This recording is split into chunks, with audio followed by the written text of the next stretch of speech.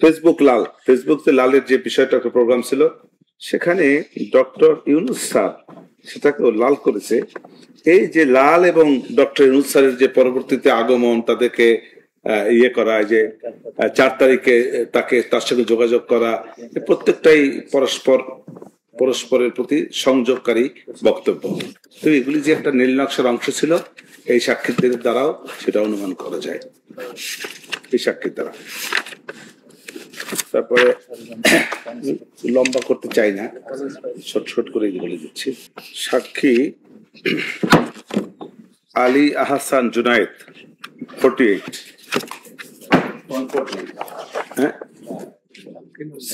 পাতা হলো 169। তো উনিও একজন সংগঠক, এই জুলাই যুদ্ধের সেই সংগঠন হিসাবে উনি ওনার বক্তব্য প্রদান করেছে।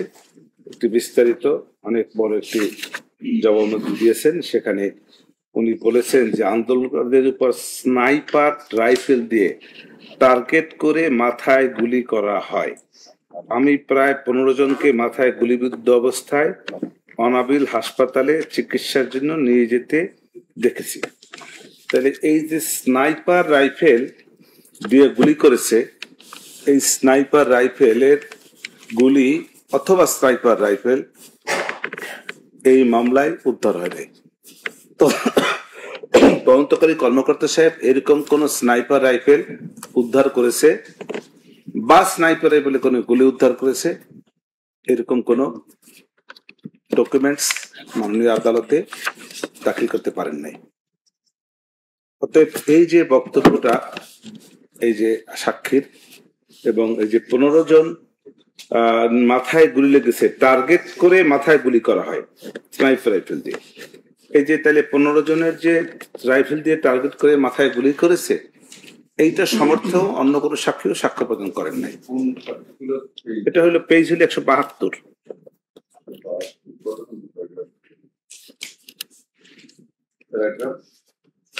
প্যারাগ্রাফ হলো ওই যে 5 আগস্ট সকাল 9টার ওই, হ্যাঁ, আন্দোলন বিশ্ব যাত্রাবাড়ি রওনা দিয়ে 7-8 জন ছিল সাবদা মার্কেটের সামনে। অনেক আন্দোলনকারী জড়ো হয়, আমিও তাতে যুক্ত হই। সেখানে মিছিল সহকারে আমরা কাজলা ফুটওভার ব্রিজের সামনে অবস্থান গ্রহণ করি, আন্দোলন চালিয়ে যায়। আন্দোলনকারীদের উপর স্নাইপার রাইফেল দিয়ে টার্গেট করে মাথায় গুলি করা হয়।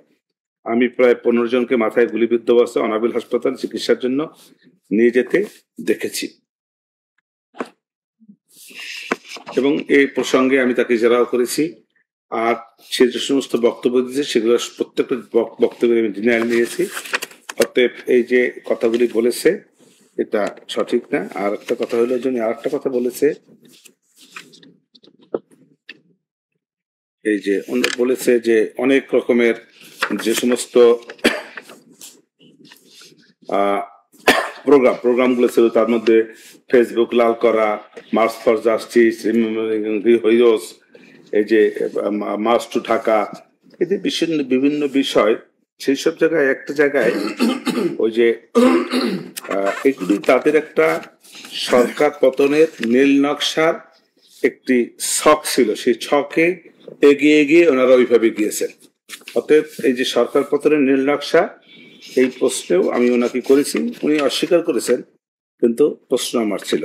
আর স্নাইপার রাইফেল দিয়ে যে গুলি করেছে এটাও আমি বলেছি, নিয়ে প্রশ্ন করেছি তাকে। আর একটা হলো যে ওই যে লাল করেছে ইয়েটা ফেসবুকে লালের যে বিষয়টা একটা প্রোগ্রাম ছিল, সেখানে ডক্টর ইউনূস স্যার সেটাকেও লাল করেছে। এই যে লাল এবং ডক্টর ইউনূস স্যারের যে পরবর্তীতে আগমন, তাদেরকে ইয়ে করা, যে 4 তারিখে তার সঙ্গে যোগাযোগ করা, প্রত্যেকটাই পরস্পরের প্রতি সংযোগকারী বক্তব্য। তো এগুলি যে একটা নীল নকশার অংশ ছিল, এই সাক্ষীদের দ্বারাও সেটা অনুমান করা যায়, এই সাক্ষীর দ্বারা। তারপরে লম্বা করতে চাই না, ছোট করে বলে দিচ্ছি। 49 যেটা আছে, ওই গতানুগতিক কিছু কথা, মধ্যে এরকম কোনো বক্তব্য নাই যেগুলি ওই যে সবকিছু বলে টলে সব শেখ হাসিনা করেছে, খালেদা আসাদুজ্জামান খান কামাল করেছে, তার বক্তব্য দিয়েই ওই সব করে ফেলছে ওনারা দুজন মিলে, যা করে সব করে ফেলছে, এরকমই বক্তব্য। অতএব আমার এ নিয়ে কোনো বক্তব্য নাই।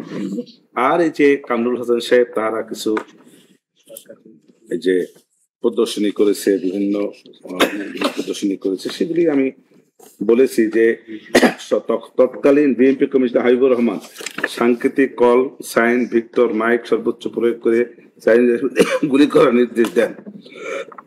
টিম ওয়ারলেসের মাধ্যমে ডিএমপির সকল ইউনিটে উক্ত বার্তাটি পৌঁছে দেয়। এই ভদ্রলোক এটা পৌঁছে দেয়, উনি বার্তাটা দিয়েছে। আমি সেখানে বলেছি যে একটি আন্দোলন, একটা পর্যায়ে আন্দোলন তো অবৈধ রূপ নিয়েছে, সরকার পথে আন্দোলন। যখন সেটা সরকার পতনের আন্দোলন হয় তখন আর সেটা বৈধ আন্দোলন থাকে না। যে ছাত্র আন্দোলনের যখন কোটাবদ্ধ ছিল ততক্ষণ পর্যন্ত এটা বৈধ ছিল।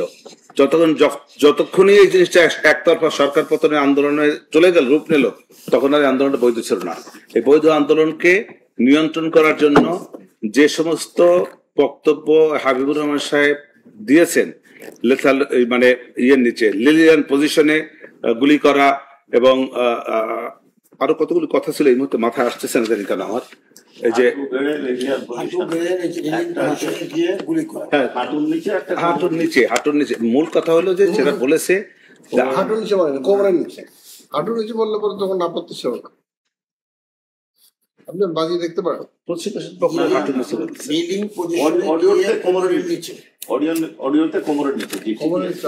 মনে আছে কোমরের নিচে বলতে। কোমরের নিচে এখন যদি সাধারণত এই শব্দের অর্থ কিন্তু কোমরের নিচে কোমর, তার কোমর আর পেট তো একেবারেই, কোমর আর পেট কিন্তু কোমরের উপরে।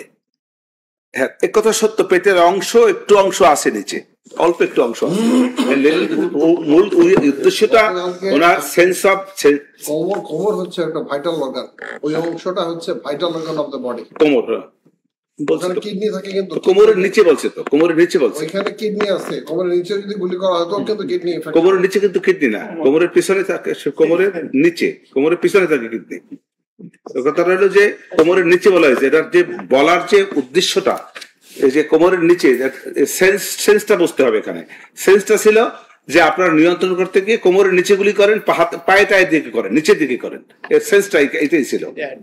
এত মানে পরিস্থিতি তখন এমন ছিল যে একেবারে শব্দগত বাক্যগত যে একেবারে সঠিকভাবে বলতে পারবে ওরকম পরিস্থিতি নাও বলতে পারতে পারে। সেটা যেভাবে আপনারা ধরছেন, আমি তাদের সেন্স, কথা বলার যে সেন্সটা ছিল, আমি বলতে চাই যে সেটা কোমর নিচে বলতে হাঁটুর নিচে, হাঁটুর দিকে, রানের দিকে, এই কথাটাই উনি বলতে চাচ্ছিলেন, যাতে মারা না যান এবং আরো নিয়ন্ত্রণের জন্য অন্যান্য যে সমস্ত ব্যবস্থা আছে সেগুলি তিনি ব্যবহার করতে বলেছেন।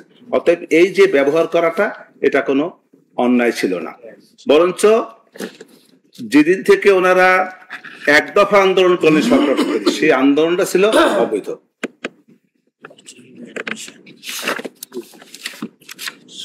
তারপরে এই যে কামরুল হাসান, ইনি অনেকগুলি প্রদর্শিত করেছেন, সেগুলি আমি বিভিন্ন সময় বলেছি। সেগুলিতে এই যে সব প্রদর্শনী, সেগুলা সঠিকভাবে হয় নাই। এই প্রদর্শনী জব্দকৃত জিম্মানামা বা প্রদর্শিত যে সমস্ত আইটেমগুলি করেছে সেগুলো সঠিকভাবে প্রদর্শন করা, সঠিকভাবে ইয়ে যে হয় নাই। নিচে কোথায় ছিল এই ওইগুলিতে যে তারা যে স্বাক্ষর করেছে, সেই স্বাক্ষরের নিচে স্ট্যাম্পেডের সিল ছিল না, অতএব বোঝা যায় যে তারাই স্বাক্ষর করেছে। এখানেও কিছুটা কালিমা আছে। তারপরে আনিসুর রহমান পিপিএম, যিনি PW52, ওই বিভিন্ন ভিডিওর কথা এখানে এসছে, জমি গুলি করার ভিডিও, সেগুলো তো ইতিপূর্বে আমি বলেছি। গুলি করার ভিডিও সম্পর্কে আমি বলেছি যে অনেকগুলি প্রদর্শনী আছে, পদ্ধতির সম্পর্কে আমি একই রকম কথা আগেও বলেছি, এখনো একই কথাই আছে।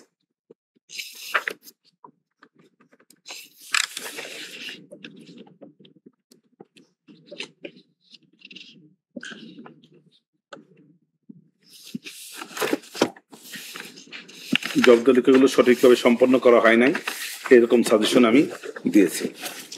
তানভীর হাসান জোহা, উনি একজন এক্সপার্ট সাক্ষী, উনি সাক্ষ্য দিয়েছেন। আমি ওনাকে এইটা আমি দেখছি না, কিন্তু এই জায়গাটা আমি বোধহয় যেটা আমি করেছিলাম, কিন্তু আমি যেটা করেছিলেন যেটা নাই মনে হচ্ছে আপনার অডিও ভিডিও ইত্যাদি। একটা কথা আছে যে এইগুলি আমি এআই প্রযুক্তির মাধ্যমে তৈরি করা হয়েছে, এ কথাটা আমি বলেছি। এখন এআই দ্বারা তৈরি হয়েছে, আমি ওই প্রশ্নটা বাদ দিলাম। এআই দ্বারা যে তৈরি হয়েছে সেক্ষেত্রে আমি বলেছি যে একজন এক্সপার্ট দ্বারা এগুলি পরীক্ষা করা হয়েছে, যেহেতু অন্য কোনো এক্সপার্ট দ্বারা এটাকে কি বলে এটাকে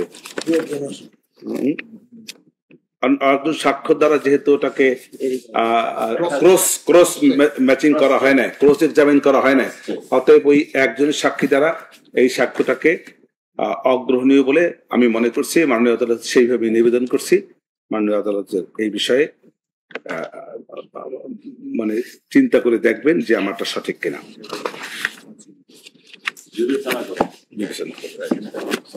বিবেচনা সত্য শব্দগত ভুল, দৃশ্য খারাপ না।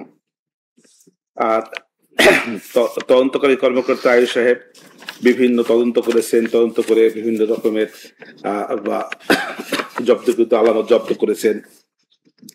সেসব প্রসঙ্গে আমি বলেছি সঠিকভাবে করেন নাই, এসব বলেছি। আর মূল কথা হয়েছে যে উনি বলেছেন 1500 ছাত্র জনতা 2500 ছাত্র জনতা নিহত আহত হয়েছে। উনি সেই 2500 এবং সারা বাংলাদেশ থেকে এতগুলি জেলায় এত আহত হয়েছে, নিহত হয়েছে, সর্ব জায়গা থেকে উনি সাক্ষ্যকে আনেন নাই।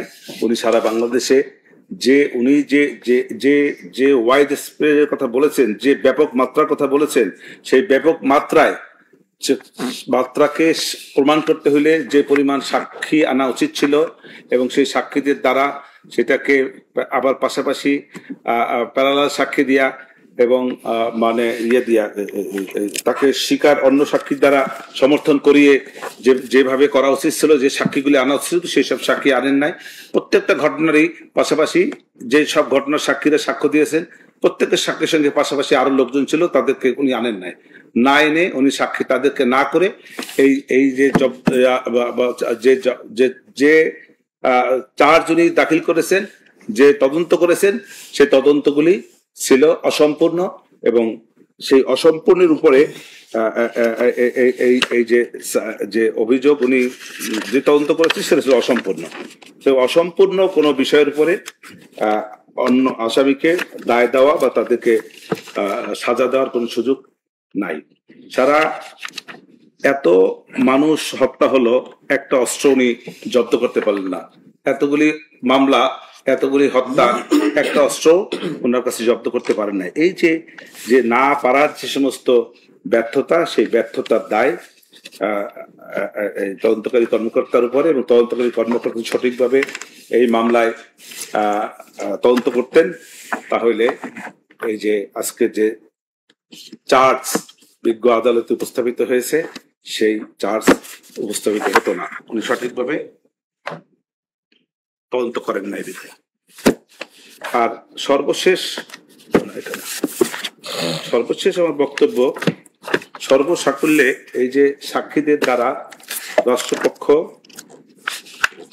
মাননীয় আদালতে যে সমস্ত চার্জের বিষয় উল্লেখ করেছেন এবং মাননীয় আদালত যে সমস্ত আমাদের আসামিদের বিরুদ্ধে সব চার্জ গঠন করেছেন, সেটা conspiracy, planning and order to attack on student protest of Dhaka University and other places, country in action for prevention thereof. এই বিষয়ে আমি বলেছি যে ঢাকা বিশ্ববিদ্যালয়ের বিষয়ে বলেছি। তার পরবর্তীতে যে conspiracy, planning and order to kill protesters by the users, donors, helicopters and lethal weapon and in action to prevent commission thereof. এই যে এইটা 2, তারপরে 3 নম্বরে যে অভিযোগ, যে সমস্ত চার্জ এসেছে, চিন্তা ছিল the killing Abu Said at Rangpur at the aftermath of planning and incitement for coming widespread and systematic attack. তারপরে যে এই killing 6 person Chankarpur offense for planning order to inaction, তারপরে offense of the abatement, planning, incitement, order to killing 6 persons of Ashulia, burning their dead bodies and inaction of the prevention of thereof. এবং সেক্ষেত্রে যে সমস্ত বক্তব্য এই সমস্ত সাধিত হয়ে এইসব প্রমাণ করতে হলে যে সমস্ত সাক্ষ্য প্রমাণ মাননীয় আদালতে উপস্থিত হওয়া উচিত ছিল সেই সব উপস্থাপিত হয় নাই। অতএব আমি মনে করি সর্বসাকুল্যে আমার আসামি বিরুদ্ধে সমস্ত চার্জ গঠিত হয়েছে সেই চার্জে তারা দণ্ডিত হওয়ার মতো উপযুক্ত নয় এবং সাক্ষ্য প্রমাণে রাষ্ট্রপক্ষ তাদের সন্দেহাতীতভাবে প্রমাণ করতে পারে নাই, বিধায় আমি আসামিরা নিরঙ্কুশ এবং সম্মানের সহিত খালাস পাবেন। মাননীয় আদালতদেরকে মাননীয় লর্ডশিপকে অনেক ধন্যবাদ আমার এই প্রিয় অপ্রিয় অনেক কথা ধৈর্য সহিত শোনার জন্য। আপনাকে ধন্যবাদ। ধন্যবাদ আমার এই প্রশিক্ষণ পক্ষকেও ধন্যবাদ এখানে যারা শুনেছেন সবাইকে।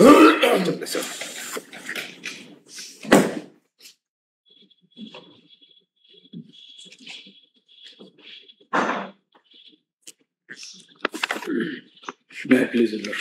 তার পক্ষে My Lord, I am on behalf of accused Chaudhary Abdullah Mahmood in approval.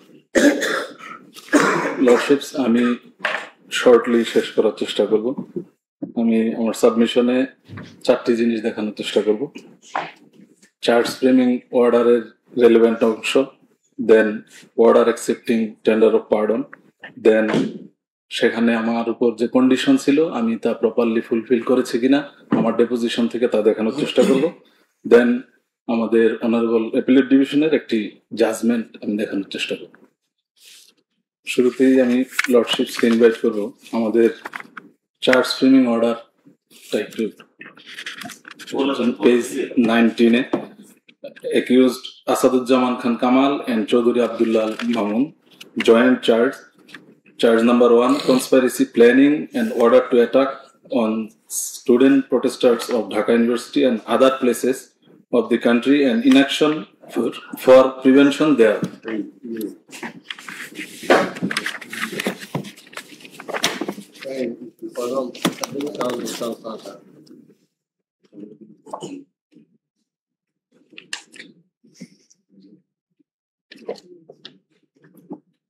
কি অর্ডার শিট লিখবো চার্জ দেবো? Charge framing order, charge frame order 10th July 2020. Charge frame order তারিখটা বলেন স্যার। 10th July. 10/7/2015 চার্জের কপি নাই। আমার এখানে আছে শুধু হেডিং গুলা কন্টিনিউ করি। Then second charge, conspiracy, planning and order to kill protesters by use of drones, helicopters and lethal weapon and inaction to prevent commission thereof. একটা কপি দিয়ে দেন।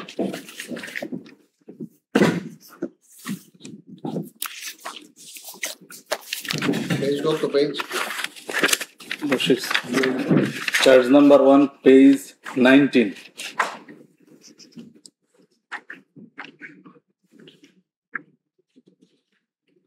জি Lordship's heading, conspiracy, planning and order to attack on student protesters of Dhaka University and other places of the country and inaction for prevention thereof. Then page 20, charge number 2, conspiracy, planning and order to kill protesters by use of drones, helicopters and lethal weapon and inaction to prevent commission thereof. Then charge number 3, killing Abu Said at Rampur as aftermath of planning and incitement for committing widespread and systematic attack. Then page 23, charge number 4, killing 6 persons at Chankharpul, offense of abatement, planning, order and inaction. Then page 24, offense of abatement, planning, incitement, order for killing 6 persons at Ashulia and burning their dead bodies and inaction for prevention thereof.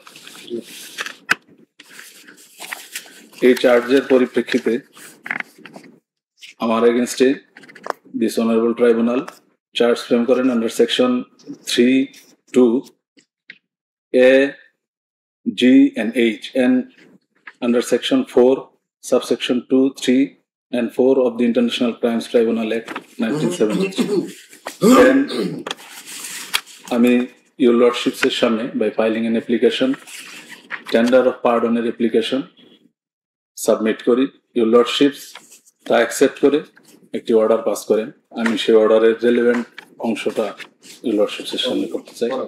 Under the facts and circumstances, the tribunal deems it condign to tender pardon to accused Chaudhry Abdullah Al Mamun as besought, and accordingly pardon has been tendered to him on condition that he will make a full and true disclosure of the whole of the circumstances within his knowledge relative to the alleged offence and to every other person concerned, either as principal or abettor in the commission thereof, and he accepted the pardon subject to such condition, and as such the tribunal shall call him for being examined as witness in the trial at a convenient date.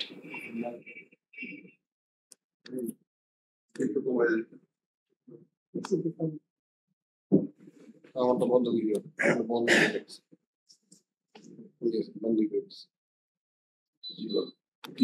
Lordships, এই order থেকে এটা পরিষ্কার যে আমার উপরে একটি শর্ত দেয়া হয়, আমি ফুল এন্ড ট্রু ডিসক্লোজার করব within my knowledge regarding the whole of the circumstances. এবং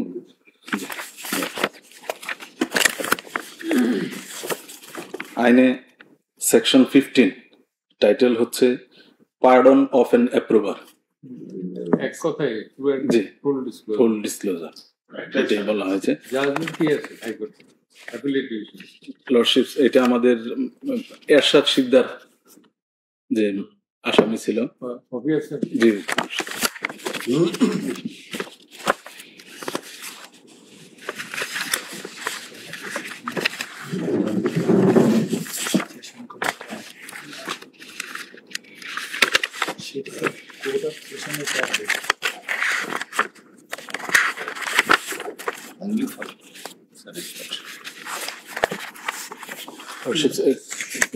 তিনটা হাইকোর্ট এবং অ্যাপিলেট ডিভিশন দুটো জাজমেন্টই দিয়েছি। আমরা বুঝবো কি করে যে জি লর্ডশিপ, আমি আমার ডেপোজিশন থেকে আমি দেখানোর চেষ্টা করব আমি কি কি ডিসক্লোজ করেছি, তা এই মামলার সাথে প্রাসঙ্গিক এবং তা ট্রু এন্ড ফুল ডিসক্লোজার ছিল কিনা।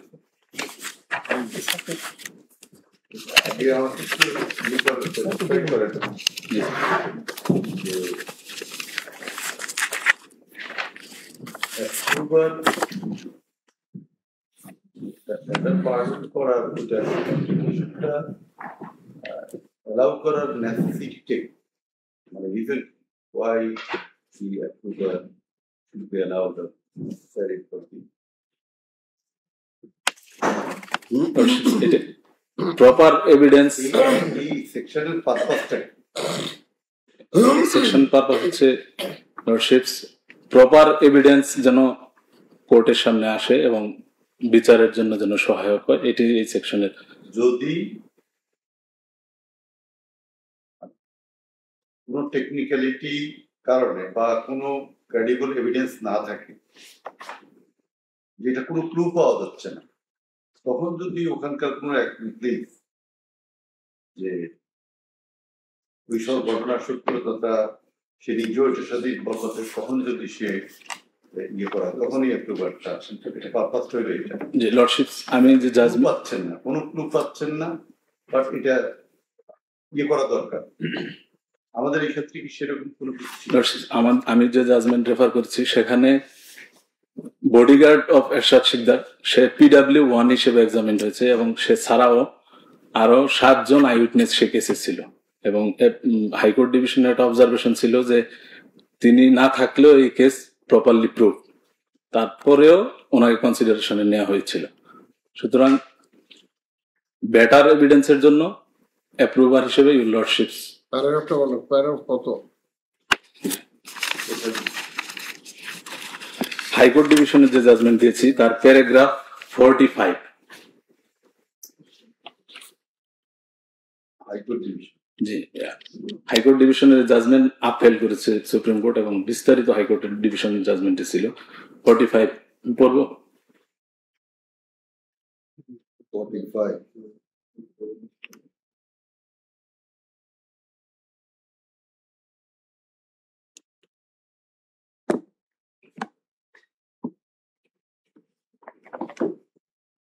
এখন এই যে লায়নের স্টেট ডিফেন্স লয়ার বললেন, he raised the contention যে নিজে বাঁচার জন্য উনি এইসব স্টোরি তৈরি করেছেন, কি বলবেন? লর্ডশিপ, এমন কিছু তো ওনার যা ডেপোজিশন আপনাদের সামনে বলেছেন তাকে ডিসক্রেডিট করে কিছু প্রসিকিউশন উপস্থাপন করতে পারেন নাই, লার্নার ডিফেন্স কাউন্সিল উপস্থিত করতে পারেন নাই। যা বলেছেন তা শুধু বলার জন্যই বলা। উনি যা সাক্ষীতে বলেছেন তা ডিসক্রেডিট হয়, এই ধরনের কোনো কিছুই ফার্দার এভিডেন্স আসে নাই, এবং বরঞ্চ তা করবোরেট করেই অন্যান্য সাক্ষীদের সাক্ষীর সাথে মানে করবোরেট করে উনি যা বলেছেন লর্ডশিপসের সামনে। কয়টা বলেছেন করপোরেশন, কয় জায়গায় বলেছেন? মূলত যা বলেছেন সবগুলো বলেছেন, সবগুলো উনি বলেছেন। লর্ডশিপ, ওনার বলার প্যাটার্নটা ছিল প্ল্যানিং, খুব সতর্কতামূলক। জি, প্ল্যানিং এবং ওনার বলার যে প্যাটার্নটা খুব কেয়ারফুলি, কনসাসলি। জি রাইট? জি, কিছু নো নিজেকে সেভ করে নো মাই লর্ড, সেভ করে কিছুই বলেন নাই। এই ট্রায়ালের জন্য যা যা ইনফরমেশন দরকার উনি ফুললি লর্ডশিপসের সামনে ডিসক্লোজ করেছেন। শুধু এই ট্রায়াল না, আজকে অন্য আরেকটি ঐতিহাসিক বিচার শুরু হতে যাচ্ছে এনফোর্স ডিসঅ্যাপিয়ারেন্সের, সেখানে সেই বিচার কেন্দ্রিক উনি অত্যন্ত গুরুত্বপূর্ণ তথ্য লর্ডশিপসের সামনে উপস্থাপন করেছেন। শুধু তাই নয়, বিগত 17 বছরের সাক্ষী থেকে আমাদের দেখা। জি লর্ডশিপ,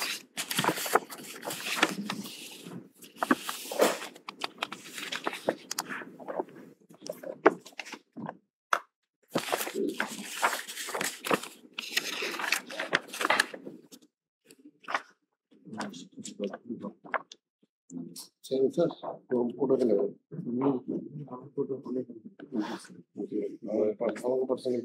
লয়ার ছিল।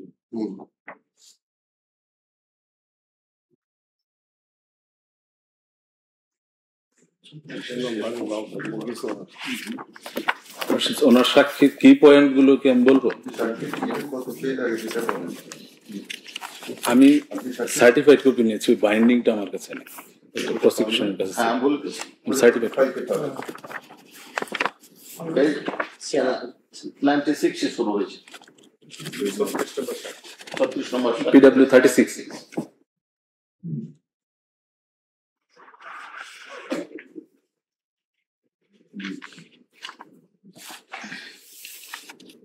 আমি লর্ডশিপ কি পয়েন্ট বলতে চাই, দেন হাইকোর্ট বলেছে যে evidence must be reliable, must be corroborated by other evidence.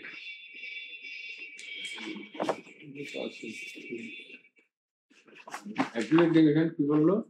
Appellate division high court ডিভিশনের জাজমেন্ট আপিল করে এবং প্যারাগ্রাফ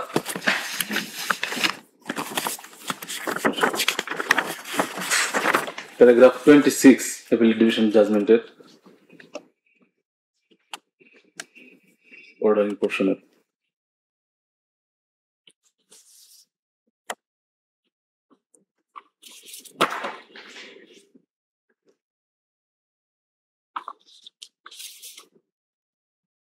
কত বললেন? Paragraph 26. From our above discussion and from the facts, circumstances of the case and evidence on record, we are of the view that the High Court Division, on correct consideration of the evidence of prosecution witnesses and all other materials on record, has arrived at the correct decision. For the reasons and discussions made above, the lead petition is dismissed. Concerned said.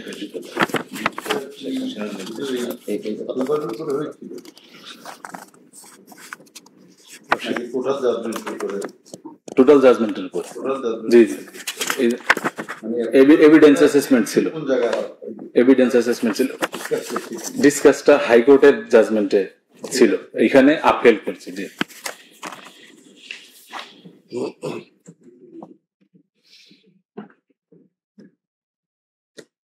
এটা কি reported case?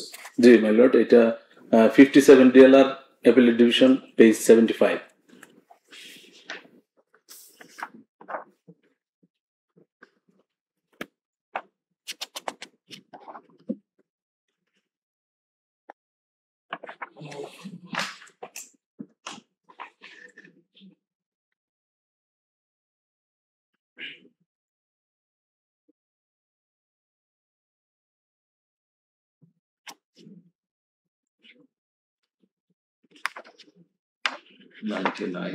অন্যান্য সাক্ষীদের কতটা আলাপ করেছে এটার ব্যাপারে কি বলেন? ডিভিশন প্রশ্নটা পড়েন একটু যে হাইকোর্ট ডিভিশন হাইকোর্ট ডিভিশনের যে এখানে প্যারাগ্রাফ 37 থেকে এই কন্টেনশন শুরু ইস্যু 2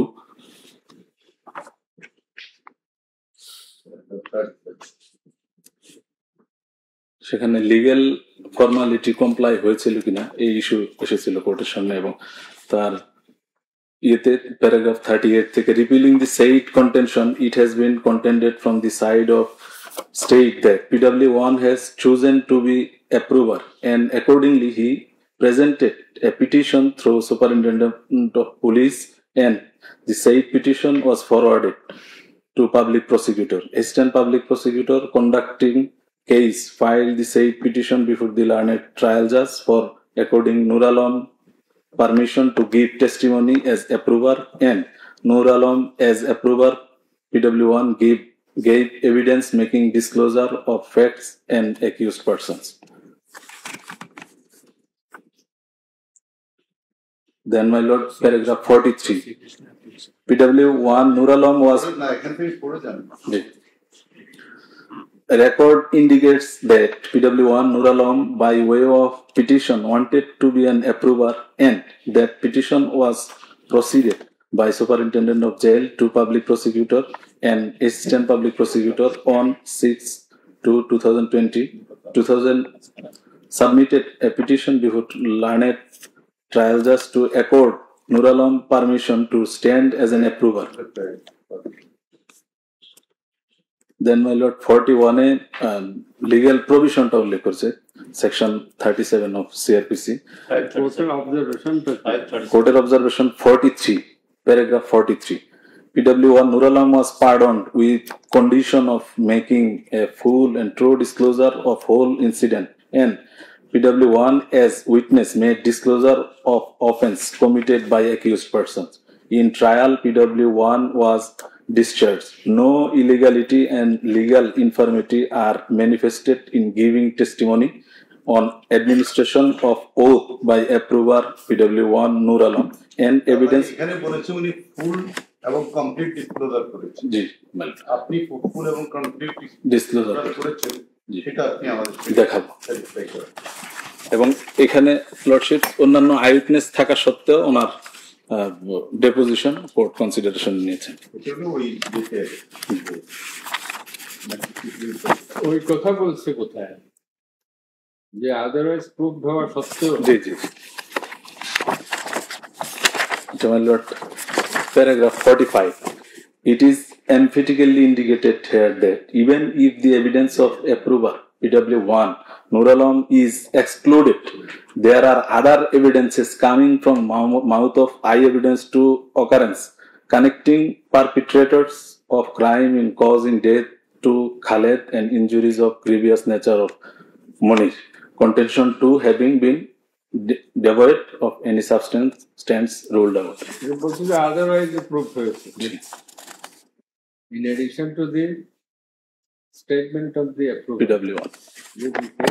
আদারওয়াইজ Otherwise, এটা বলেছে কিন্তু অ্যাপ্রুভার যে ট্রু অ্যান্ড ফুল ডিসক্লোজার করেছে কোনো কিছু হাইড করে নাই জি নিজে নিজে কিছু ফ্যাব্রিকেট করে নাই এই কথা এটা প্যারাগ্রাফ 43 তে বলেছে 43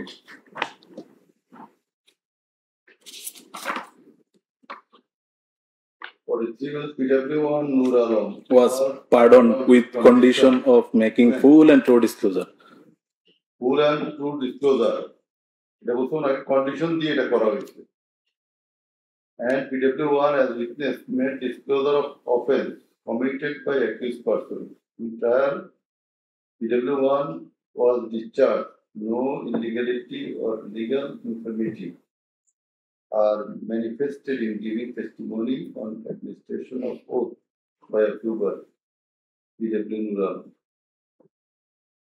And evidence of accuser Nur Alam is Admissible.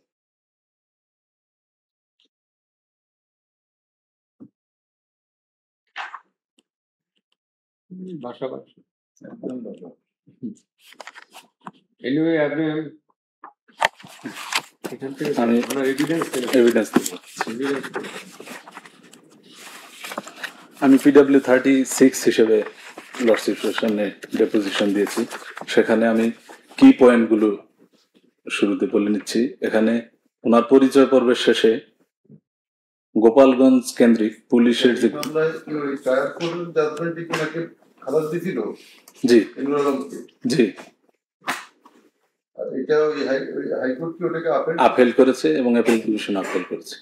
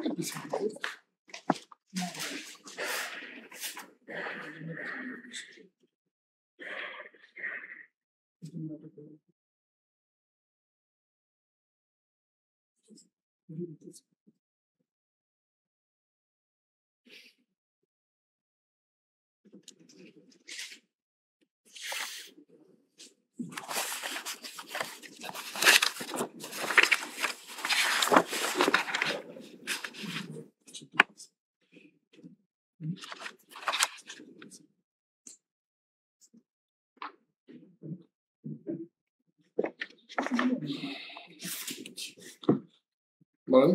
Also, external statement. PW36 কোন অংশটা বলছে?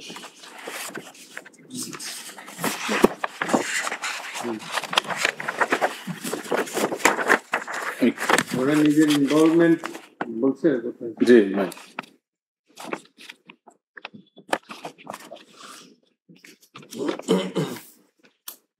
That's 99 বোধহয় এটা আছে।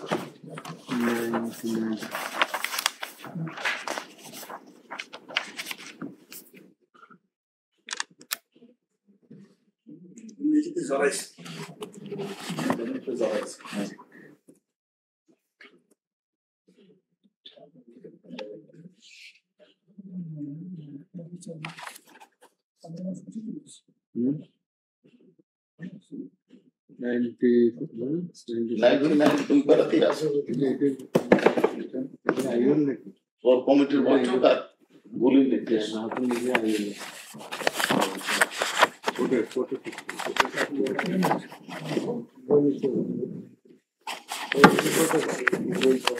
পরে গেছে, ওটা পরে আছে, ওটা জেনে গেছে।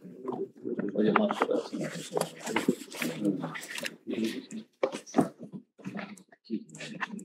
এই যে আপনার এটা 99 বললাম। Page number 99 99 সেকেন্ড প্যারাগ্রাফের স্টার্টিং 2024 সালের জুলাই আন্দোলন শুরু হওয়ার পর দেশব্যাপী সেনা মোতায়েন হয়। এরপর 19 জুলাই 2024 থেকে প্রায় প্রতি রাতেই তৎকালীন স্বরাষ্ট্রমন্ত্রী আসাদুজ্জামান খান কামালের ধানমন্ডিস্থ সরকারি বাসায় কোর কমিটির মিটিং হতো। সেখানে আমাদেরকে আন্দোলন দমন সহ সরকারের পক্ষ থেকে বিভিন্ন নির্দেশনা দেওয়া হতো। কোর কমিটিতে আমি সহ সাবেক স্বরাষ্ট্র সচিব জাহাঙ্গীর, স্বরাষ্ট্র মন্ত্রণালয়ের অতিরিক্ত সচিব রাজনৈতিক টিপু সুলতান, অতিরিক্ত সচিব রেজা মোস্তফা, এসবি প্রধান মনিরুল ইসলাম, ডিবির প্রধান Harunur Rashid, RAB DG barrister Harunur Rashid, DMP commissioner Habibur Rahman, DG BGB major general Ashrafuzzaman Siddiqui, DG Ansar major general A K M Aminul Haque, এনটিএমসির প্রধান major general Ziaul Ahsan, DGFI প্রধান ও এনএসআই প্রধানগণ উপস্থিত থাকতেন। কোর কমিটির একটি বৈঠকে বৈষম্য বিরোধী আন্দোলনের সমন্বয়কদের আটক করার বিষয়ে সিদ্ধান্ত হয়। ডিজিএফআই এই প্রস্তাব দেয়, আমি বিরোধিতা করেছিলাম, কিন্তু স্বরাষ্ট্রমন্ত্রীর নির্দেশে আমি রাজি হই। ডিবি প্রধান হারুনুর রশিদকে এ দায়িত্ব দেওয়া হয়।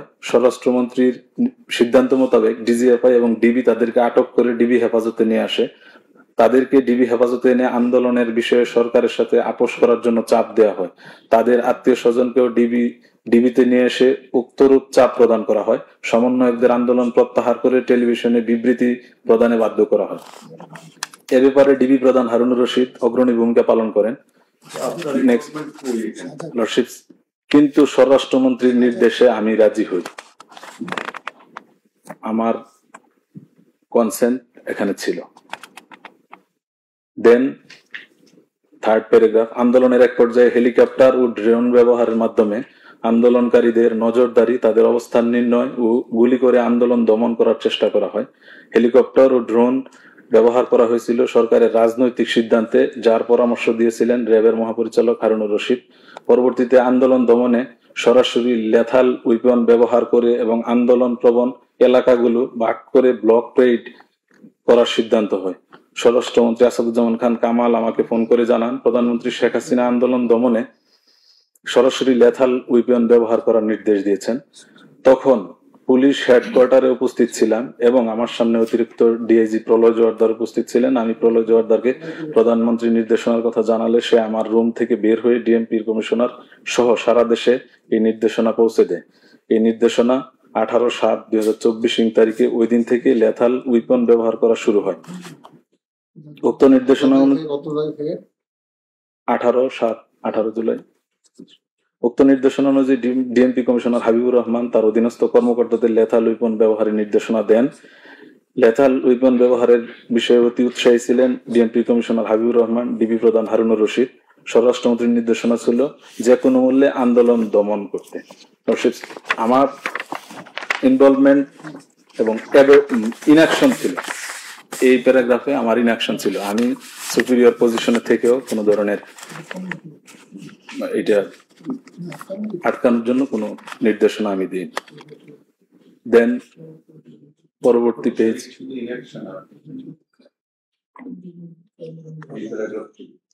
জি জি এটা ইনঅ্যাকশন। আর এর পূর্ববর্তীটাতে আমার ইনভলভমেন্ট ছিল।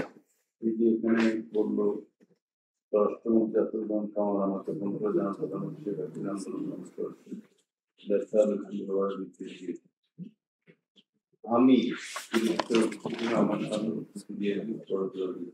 আমি প্রলয় জোয়ারদারকে প্রধানমন্ত্রী নির্দেশ করে জানাই সে আমার রুম থেকে এখন সেটাই বলছে যে স্বীকার করছে।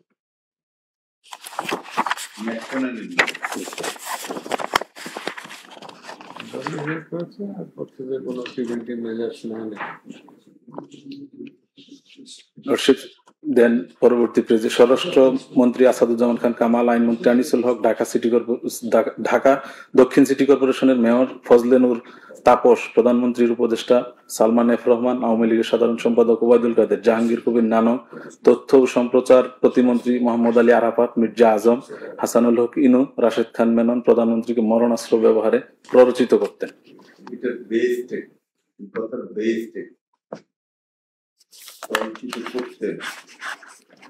কোন বেসিস উনি লর্ডশিপ উনি ওনার কানেক্টিভিটি ওনার বিভিন্ন ধরনের সোর্স ছিল।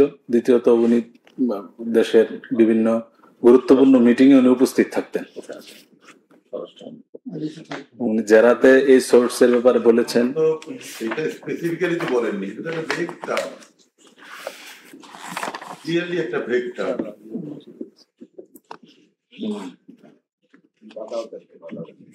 কোন কোন যেমন এর আগে বলছেন উনি কমিটির মিটিং আরেকটা এর আগে এটা ওনার নলেজে ছিল সেটা যে এই ধরনের সিদ্ধান্তে তারা প্ররোচিত করতেন এবং বিভিন্ন মিটিং এ উনি উপস্থিত থাকার কারণে ইনফর্ম হয়েছেন। ফুল ডিসক্লোজারের কথা বলা আছে, মানে যা যা জানে, যা দেখেছে, যা জানতেন সব, শুধু ওনার ইনভলভমেন্ট বলবে তা না, উনি ঘটনা সম্পর্কে যা জানেন সেটা উনি ক্রনোলজিক্যালি 2013 সাল থেকে 2024 5 আগস্ট পর্যন্ত সম্পূর্ণ ঘটনার একটা ক্রনোলজি উনি নিয়ে আসছেন এবং সেখানে ওনার পার্টিসিপেশন যেখানে আছে পার্টিসিপেশনের কথা উল্লেখ করেছেন, যেখানে ওনার ইনঅ্যাকশন আছে ইনঅ্যাকশনের কথা উল্লেখ করেছেন, যা উনি জানতেন তা উল্লেখ করেছেন। আমি এই পেজের 5th প্যারাগ্রাফ, ওই দিন দুটো মিটিং হয় গণভবনে, সেখানে সকালে একটি এবং রাতে একটি, এই দুটো পরে এবং আমার রিমোটস এর পার্ট করে আমি শেষ করব। এটা প্যারাগ্রাফ 5th, 4/8/2024 খ্রিস্টাব্দ তারিখ সকাল 10টায় গণভবনে প্রধানমন্ত্রীর নেতৃত্বে নিরাপত্তা সমন্বয় কমিটির একটি বৈঠক হয়। উক্ত বৈঠকে প্রধানমন্ত্রী ছাড়াও যারা উপস্থিত ছিলেন তারা হলেন আইনমন্ত্রী আনিসুল হক, স্বরাষ্ট্রমন্ত্রী আসাদুজ্জামান খান কামাল, 3 বাহিনীর প্রধান, এসবি প্রধান, ডিজিএফআই প্রধান, এনএসআই প্রধান সহ মোট 27 জন। আমি নিজেও ওই বৈঠকে উপস্থিত ছিলাম। ওই বৈঠকে আন্দোলন দমন এবং নিয়ন্ত্রণ করা নিয়ে আলোচনা হয়। বৈঠকে গোয়েন্দা সংস্থাগুলো পরিস্থিতির রিপোর্ট পেশ করছিল। ইতিমধ্যে চারদিকে পরিবেশ পরিস্থিতির দ্রুত অবনতি হওয়ায় বৈঠকটি মুলতবি করা হয় এবং এই বৈঠকে যে অ্যাকশন নেওয়া হয় তাতে তিনি সম্পৃক্ত ছিলেন। এরপর তো আর কোনো কিছু নেই। দেন আমি আমার রিমোটস এর পার্ট বৈষম্য, এটা হচ্ছে নেক্সট পেজের 4th প্যারাগ্রাফ। বৈষম্য বিরোধী আন্দোলন দমনের উদ্দেশ্যে সরকারের আদেশে আন্দোলনকারীদের উপর অতিরিক্ত বল প্রয়োগ করে তাদেরকে আহত ও নিহত করায় আমি পুলিশ বাহিনীর প্রধান হিসেবে লজ্জিত, অনুতপ্ত ও ক্ষমা প্রার্থী। জুলাই আন্দোলন সংগঠিত হত্যা সহ ব্যাপক নৃশংসতার জন্য আমি অপরাধবোধ এবং বিবেকের তাড়নায় আমি অ্যাপ্রুভার হওয়ার সিদ্ধান্ত নিয়েছি। ট্রাইব্যুনালে এসে স্বজন হারানোদের কান্না আহাজারি আমি শুনে চিকিৎসা প্রদানে বাধা দেওয়া সংক্রান্ত ডাক্তার এবং ভিকটিমদের বক্তব্য, ভিডিওতে নৃশংসতাগুলো দেখে অ্যাপ্রুভার হওয়ার সিদ্ধান্ত আরো যৌক্তিক মনে হয়েছে।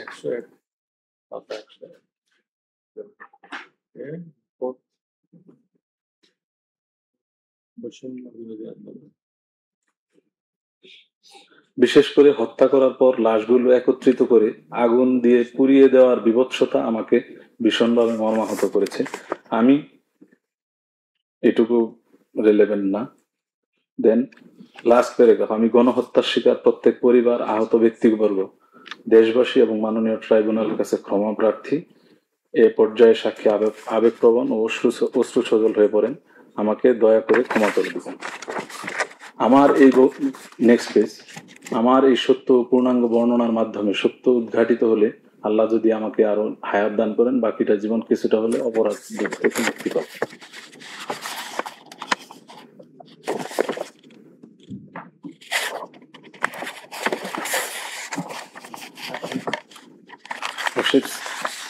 সবকিছু পরে অ্যাকিউজড উইটনেস ইউর লর্ডশিপসের অনুগ্রহ প্রার্থনা করছে এবং আপনাদের আইন অনুযায়ী ওনার ব্যাপারে আমরা প্রেয়ার করব যে আইন এবং ডিসিশন অনুযায়ী ওনাকে অ্যাকুইটাল আমরা প্রেয়ার করছি।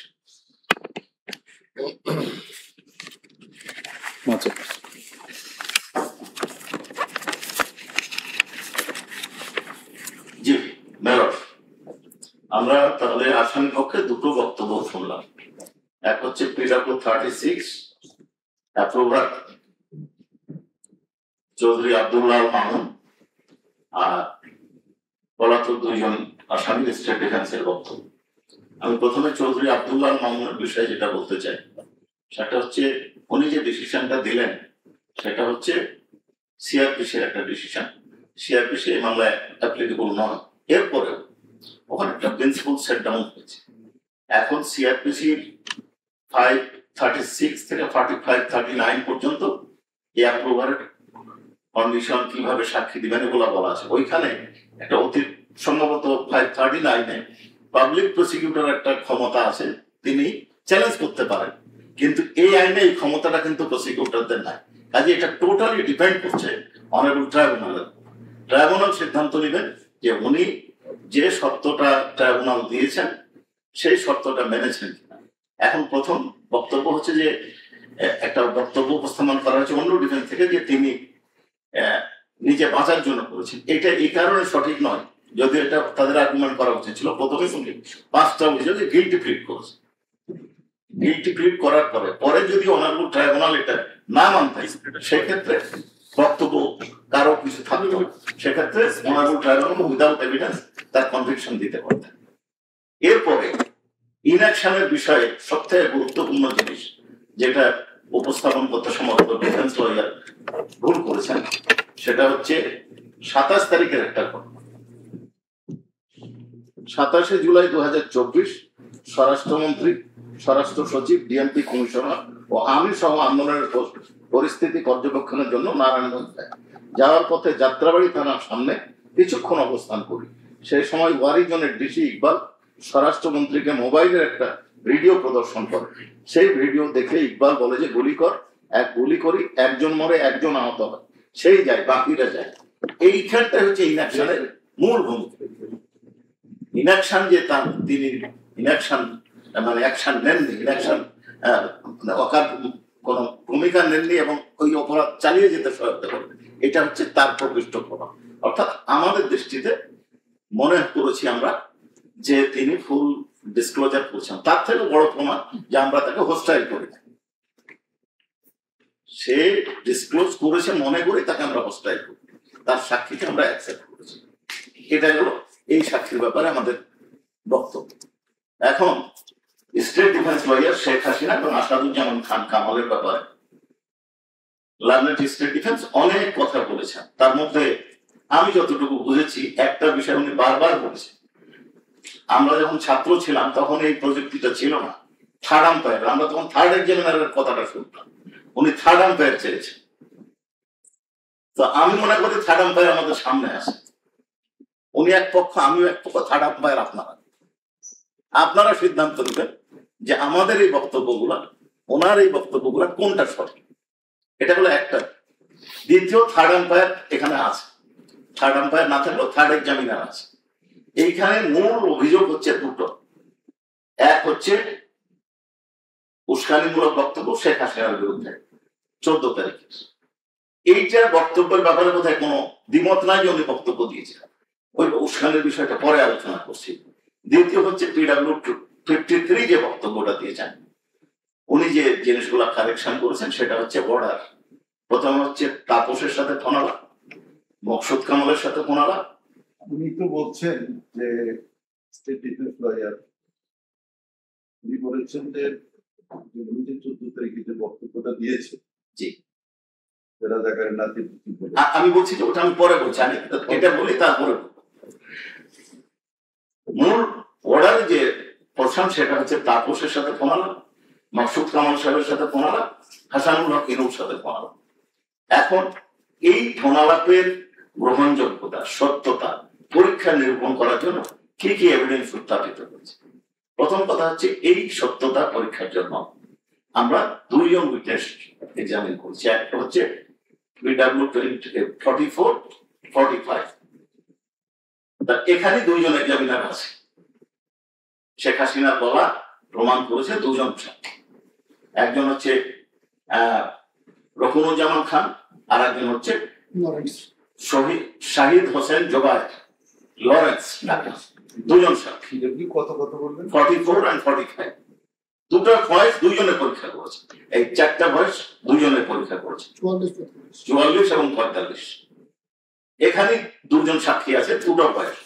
আর আরো পরীক্ষা আছে, বিবিসির যে পরীক্ষা সেটা ইয়ার সব নামক একটা কোম্পানি পরীক্ষা করছে, তার বর্ণনা সেই কাগজটা আমরা এক্সিবিট করছি। এছাড়াও আছে আল জাজিরা, নাম বলেন, ইন্ডিপেন্ডেন্টলি পরীক্ষা করেছে বলেছে। এরপরে আরেকটা সংস্থা সেটাতে বলেছে যে টেক গ্লোবাল এটা পরীক্ষা করছে। আর সর্বোপরি আমি যেটা দিয়ে শুরু করেছিলাম সেটা হচ্ছে যে থার্ড এক্সামিনার আমাদের সামনে বসে আছে। এরপরে উনি করোবরেশন চেয়েছেন প্রত্যেকটা বিষয়। আমি যেটা বুঝেছি 1,500 মারা গেছেন, শহীদ হয়েছেন, তাহলে এই দুটা করে সাক্ষী লাগবে, 3,000 সাক্ষী আনতে হবে হত্যাকাণ্ডের বিষয়ে। 25,000 আহত ডকুমেন্ট আমরা দাখিল করছি, তাহলে 50,000 সাক্ষী হাজির করতে হবে। এত বড় মামলা করতেই তো পারে। শেষ করে 438টা স্পটে ঘটনা ঘটছে, এটার এভিডেন্স আনতে হবে। এটা যদি আমাদেরকে বিবেচনা করতে হয় তাহলে আমাদেরকে পড়তে হবে সেকশন 19, সেকশন 19 সাবসেকশন 1, কোন কোন জিনিস আমরা এভিডেন্স আনতে পারবো। আর রুল 44, ডিজিটাল এভিডেন্স কি কি আনতে পারবো, আর 44 প্রিন্টেড কি কি ডকুমেন্ট আনতে পারবো। Section 19(1) না?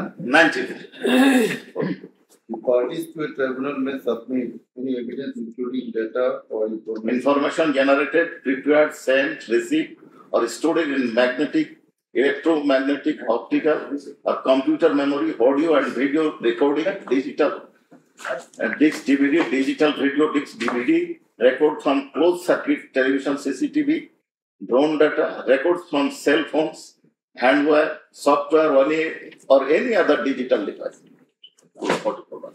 তাহলে এই ডকুমেন্ট গুলো আমরা হাজির করছি। মূল এভিডেন্স হচ্ছে স্টাডি হচ্ছে এই হচ্ছে এভিডেন্সের মূল হচ্ছে এইগুলো এভিডেন্স, বাকিগুলো সব করবোরেটিভ এভিডেন্স।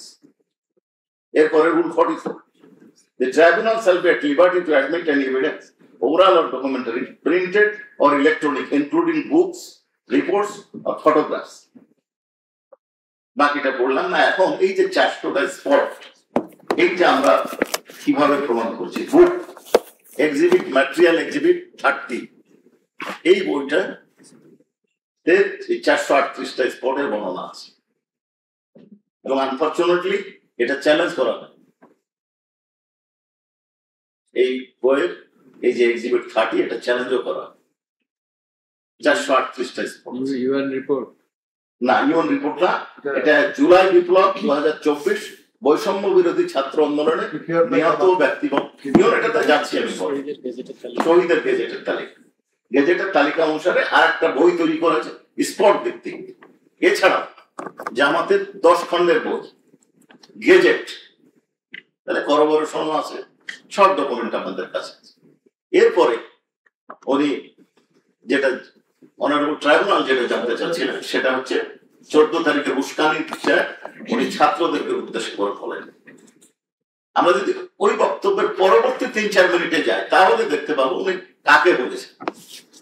উনি বলছেন যে ওনারা কি চাচ্ছেন, তারপরে বলছেন যে রাজাকাররা তো পরাজিত হয়েছিল, মেধা কাদের বেশি, যারা পরাজিত না তো বিজয়ী কাদের বেশি। তার মানে উনি কি বলতে চেয়েছেন খুব পরিষ্কার, শুধু এইটুকু না, আমরা যে আবু সাইদের যে ভিডিওটা লাইভ দেখেছি তার নিচে আপনি যদি দেখবেন স্ক্রলে আসছে ওটার পক্ষে এবং প্রধানমন্ত্রীর বক্তব্যের প্রেক্ষিতে এটাকে সমর্থন করে ওবায়দুল কাদেরের বক্তব্য যাচ্ছে। এর পরেরও বক্তব্য আছে বিডব্লিউ 47, উনি তো বললেন যে এই 1 দফার আন্দোলন অবৈধ, সেটা পরে যাচ্ছে। 9 দফা দাবি করেছিল ছাত্ররা, তার মধ্যে 8টা প্রচার করতে দেওয়া হয়েছিল, একটা প্রচার করতে দেওয়া হয়নি। একটা কি ছিল, প্রধানমন্ত্রীকে ক্ষমা চাইতে হবে, ক্ষমা দরকার ছিল না। উনি যদি বলতেন যে আমি দুঃখ প্রকাশ করি। সর্বোপরি মামলার বিচার কিন্তু হচ্ছে অফেন্স কি হয়েছে, আন্দোলনের বৈধতা বা অবৈধতা না, অফেন্স ঘটেছে কিনা।